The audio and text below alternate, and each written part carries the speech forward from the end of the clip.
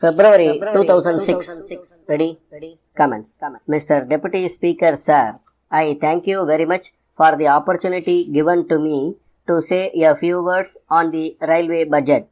At the outset, I would like to say that the budget has not been very well received either by the travelling public or by the industrialists because of the rise in fares and freight charges.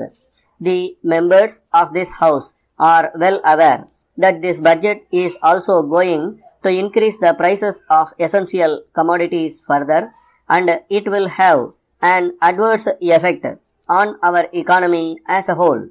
In my opinion, the people of this country are not going to get any relief.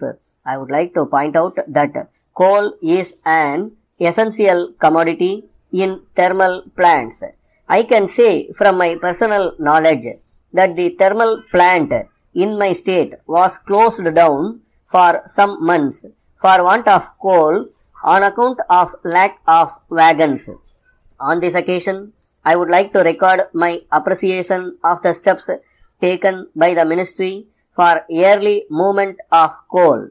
The Honorable Minister has announced that surveys for 50 new lines and 20 gauge conversions will be taken up during the current year.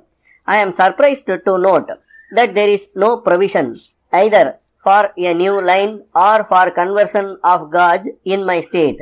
I would also like to bring to the notice of the government that if new yardstick of cost to benefit ratio is strictly followed in the case of formation of new railway lines, an undeveloped area like my state will have to remain so with no scope for economic development. So, I would request the Honorable Railway Minister to pay special attention to these areas. Now, I would not like to refer to the frequent occurrence of accidents on railways.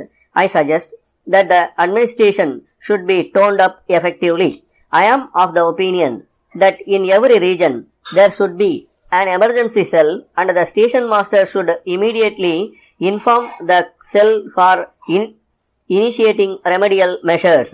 Then, sir, I wish to say a word about bonus.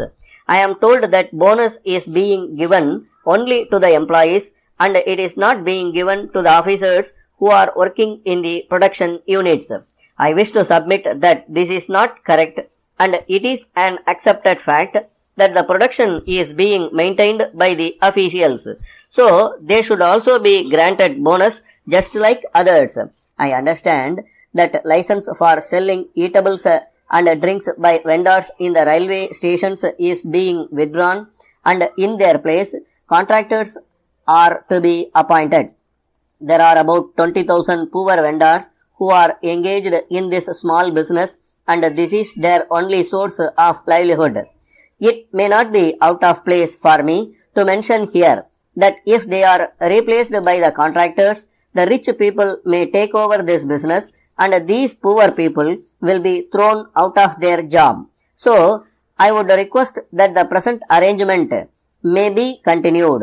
It is necessary to mention here that the quality of the foodstuff supplied in the long distance trains should be improved. My suggestion is that for every 2 or 3 years, the contractors may be changed if quality of food is not maintained properly.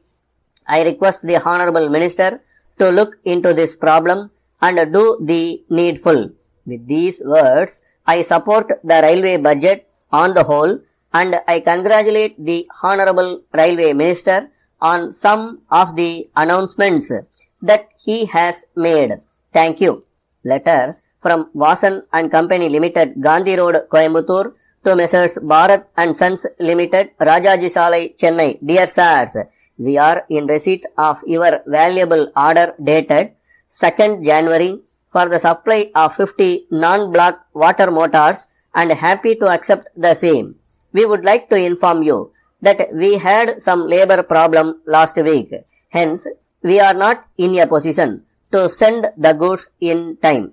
Now, we have settled the issue amicably. We would like to assure you that the above consignment will be dispatched to you before the end of this month. With reference to your enquiry about the latest price list and catalog of our new products, we are glad to enclose the same for your kind information. We would also like to inform you that 10% special discount is allowed on all purchases of our new products if the payment is made in advance. We would be glad to send you any other information that you may require. On this occasion, I wish to bring to your notice that the government have recently raised the rate of tax on water pumps and hence we have been compelled to raise the prices. We hope and trust that the revised prices will be acceptable to you and you will not mind this small increase. We hope that we will continue to have good business relations with you. Yours faithfully. Stop.